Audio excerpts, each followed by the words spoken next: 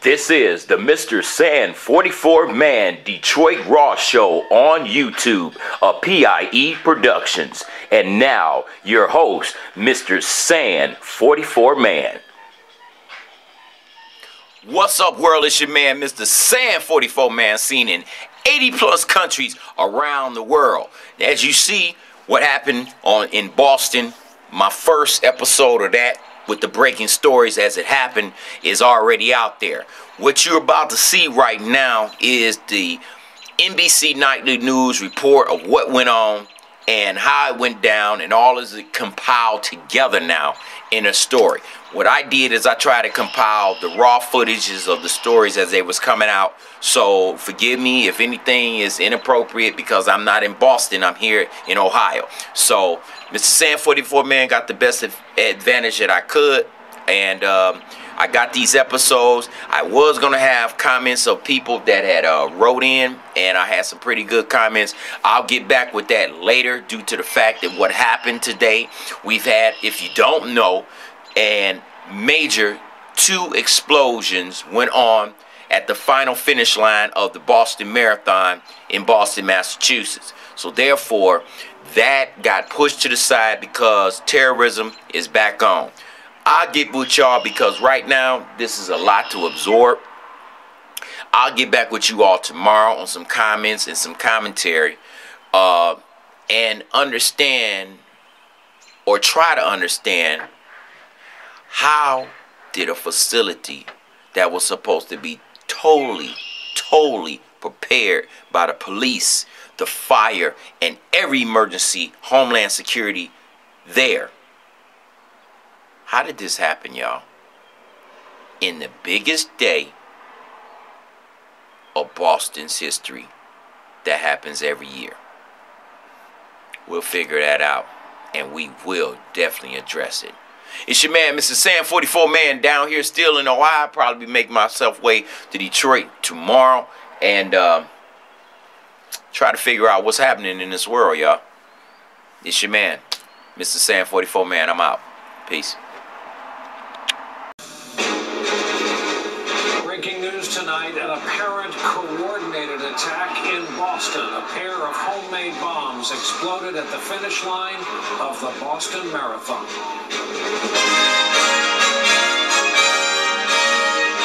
Terror in Boston. This is NBC Nightly News with Brian Williams. And good evening. Yet again tonight, we're coming on the air to announce another apparent act of terrorism within our shores. And of all places, of all days, this was Patriots Day in Boston, the running of the Boston Marathon, a holiday in that city, and this happened at the finish line of the Boston Marathon. Here is the view from ground level as recorded by the Boston Globe's website. At around the 4:09 finish mark, first one explosion off to the right. Pedestrians, onlookers between a building and the police line, and then seconds later, less than 20 seconds, a second device detonates. There is bedlam. The race is stopped in midstream. The dead and injured were slowly triaged and transported. Here is the latest based on what we know of the toll. At least 2 people reported dead from today's Boston Marathon. At least 100 people have been treated for injuries thus far at 3 leading Boston area hospitals. Late today, from the briefing room in the West Wing, we heard from President Obama.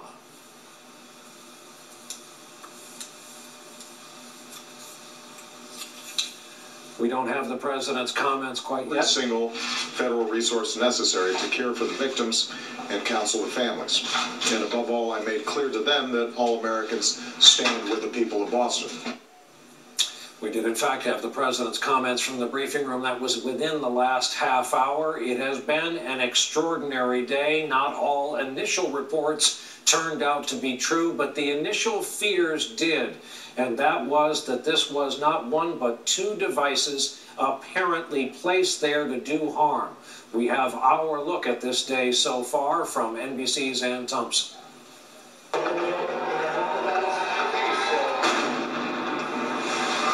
Steps away from toward their ultimate goal, the unthinkable. Marathon runners and spectators violently injured.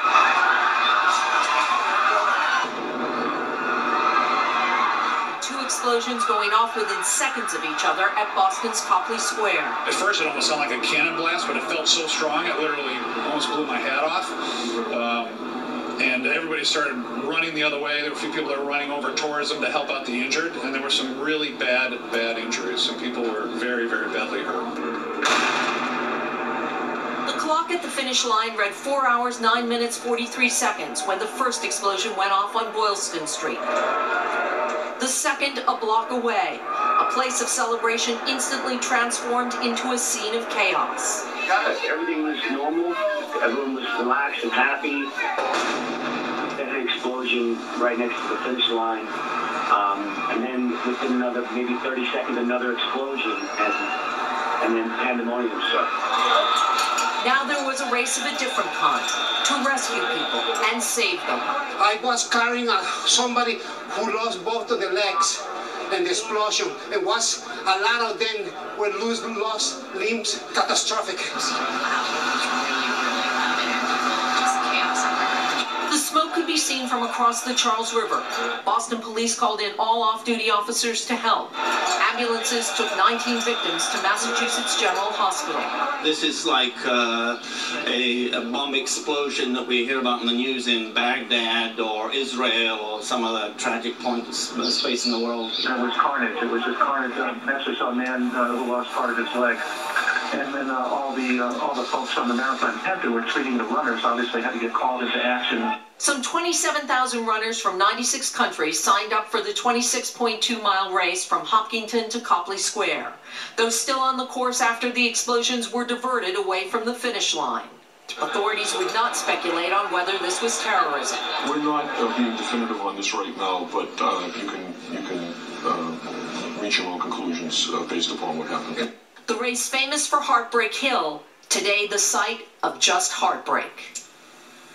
Tonight, every police agency in the state of Massachusetts is sending help to Boston, as is the federal government. Bostonians are being told to stay indoors, and if they have to go out, to avoid large crowds, while authorities try to figure out who brought to such a violent, deadly end the day that people in Boston, Brian, have always called the very best day. Absolutely. Thank you very much, Ann, for that. And about this day in Boston, let's go to Katie Tur, who's made her way up there. Katie, as I understand it, there's 15 blocks that are virtually frozen. As Ann mentioned, people have been told to shelter in place, and once they do go out, avoid crowds, which is pretty tricky on this day, which is a holiday every year. It's pretty tricky in this area, Brian. This is the Back Bay of Boston. It is a popular area. It is a busy area on a normal day. It is chaotic here during the marathon in a good way because it's celebratory. The bars are open. People are out. Right now, there are people here. They want to see what's going on. I guess they're trying not to congregate, but for the most part, it's pretty quiet for this area. Right after the explosion, there were streams of people walking these streets. The subways were shut down, and because of that, people had to walk for miles in some cases to their destination. In fact, we're 2 blocks away from the finish line, 2 blocks from where those explosions happened. In fact, we saw one woman right over here. Witnesses saw her stumbling to this block with shrapnel wounds. NBC has confirmed that shrapnel was a part of these explosions. That's why there were so many lower limb injuries. Witnesses reported seeing tourniquets being applied on the raceway. Again, Back Bay is usually a very busy area. The streets are closed right now. There are a number of roadblocks throughout the area. There was a ground stop at Logan Airport. We had to circle over Providence for quite a while before they allowed us to land. And of course, Brian, as you would imagine, a very heavy police presence out here. The National Guard is here. And again, people are they're on alert. They want to know what's going on. The police commissioner has asked everybody to stay inside, everybody to go home if they can. And from what you can tell, although there are people out here, most of them have heeded that order, at least around here. And Katie, we can see, looking at tape of the finish line, the digital seems to say this was the 4:09, 4-hour, 9-minute finishing mark. Again, if you're crossing the finish line at that point in this race, you've done very well. To finish it all, you've done very well. But but people thought, and you can't blame them for this, that this was some kind of a canon, some kind of planned thing. And I had one eyewitness today describe it in terms of World Trade, that once the second building was hit that day, we knew it was something different. Well, to him, once the secondary explosion went off, they knew it was not an accident of the construction of the city like a gas main. Certainly, when you're at a marathon, especially up here in Boston, where they haven't had issues like they've had in New York, nobody was expecting something like this to happen. So initially, nobody thought they weren't sure if it wasn't an accident, if it wasn't a gas main break. People didn't know what was going on. But once that second explosion happened, about 15 seconds later, people started to believe that there was something fishy going on, something bad, and that's when people started to get a little bit scared, started to run away. A bit of a chaotic scene out here. Our Justice correspondent Pete Williams has been working this story all day. Pete, what can you tell us tonight? Well, Brian, tonight authorities confirmed that there were 2 bombs. We know that much, but it's unclear how many others were planted. They say there were other suspicious packages. And the word, of course, of another bomb elsewhere placed at the JFK library is apparently turning out not to be true. But at least 5 other packages have been found on the street, have been deemed suspicious, and are being destroyed. But there is no firm confirmation of whether they were actually explosive devices, although some officials tonight say there is reason to think that some of them were. We're told, by the way, that one of the 2 victims that was killed in the explosion was 8 years old. Boston police say there was no specific intelligence warning of any kind of attack, and federal officials tonight say there is no reason to think that this is part of any larger threat. At this point, they believe it is confined to Boston, but a meeting tonight will decide whether any kind of national alert will be sent out. There is no suspect in custody, authorities say, but some people are being questioned, including some with injuries who were taken to Boston hospitals. One of those, a person in whom there is some interest, is a young person who was here on a student visa. Brian? All right, Pete Williams in our Washington newsroom will be looking for further details when the president entered at about 6:10 p.m. tonight to give his remarks on what the White House was comfortable saying so far. Chuck? Well, I can tell you this, Brian, one of the things the president did not say is he did not call this terrorism. This is, I can tell you from talking to sources, this was discussed and the decision was made not to have the president use that specific word. A national security official does email and says this to clarify, quote, any event with multiple explosive devices, as this appears to be, is clearly an act of terror and will be approached as an act of terror. However, we do not yet know who carried out this attack, and a thorough investigation will have to determine whether it was planned and carried out by a terrorist group, foreign or domestic. So they're being very careful with their language. We know the president's been briefed all day from the FBI director, now his Homeland Security director, his own chief terrorism advisor. He himself has been giving briefings to the leadership in Congress. But I can tell you, in talking to officials around here, Brian, there's a little bit of a frustration of how little they do know at this point in time, which is why the president was clearly being very careful with the language he chose to use. All right, Chuck Todd at the White House. Thanks. We'll in Boston during the marathon. There's the explosion. One runner hit by shrapnel goes down. But this is an important point here. Between the point of the explosion and the crowd, police, Boston EMS, race volunteers were caught up in it. They were among the targets. So, having seen this, having witnessed this, the question becomes, how can we ever keep our public events safe if someone was allowed to get 2 devices this close to this classic a day in Boston, Massachusetts? NBC's Tom Costello has been looking at this conundrum for security personnel all day. Tom, good evening. Hi, Brian. We very often talk about how security changed after 9/11, and it did, but security experts have been dealing with terrorist threats at big gatherings since the Munich Games in 1972. Trying to ensure everyone's safety is a Herculean challenge. For any police agency, planning for high-profile events with big crowds means months of nightmares.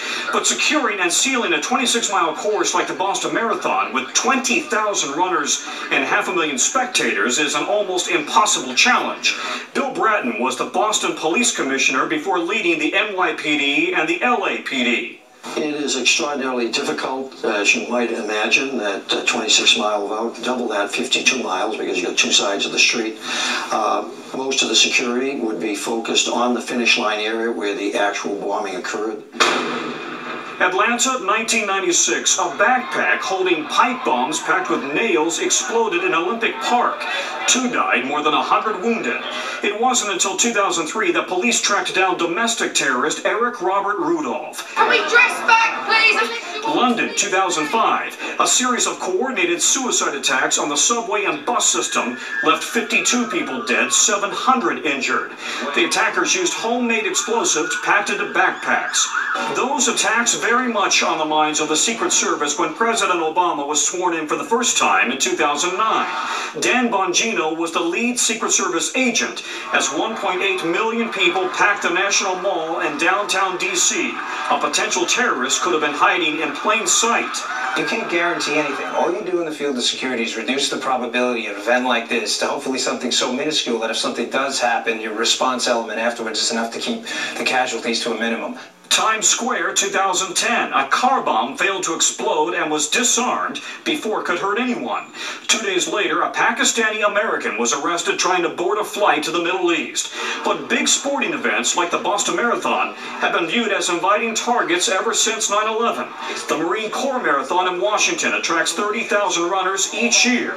Super Bowl organizers are often criticized for too much security at the big game. And securing every possible public event that could invite an attack is simply beyond reasonable. Michael Leiter was the counterterrorism director under President George W. Bush. You can't actually protect all of the people at all of these large sporting events or any public gathering, and that's the huge advantage that terrorists actually have, that they can look for the softest, least defended area. It is not unusual to see in secure zones that all trash bins have been removed, mailboxes removed, even the manhole cover screwed down. But that's the kind of extraordinary security you get when you're in a presidential zone. Putting in place that kind of security at an outdoor marathon, Brian, would really be a whole different matter. And again, how ironic this happened at what was perhaps the most secure zone in all of Boston along those 26 miles today. Tom Costello from Washington tonight. Tom, thanks.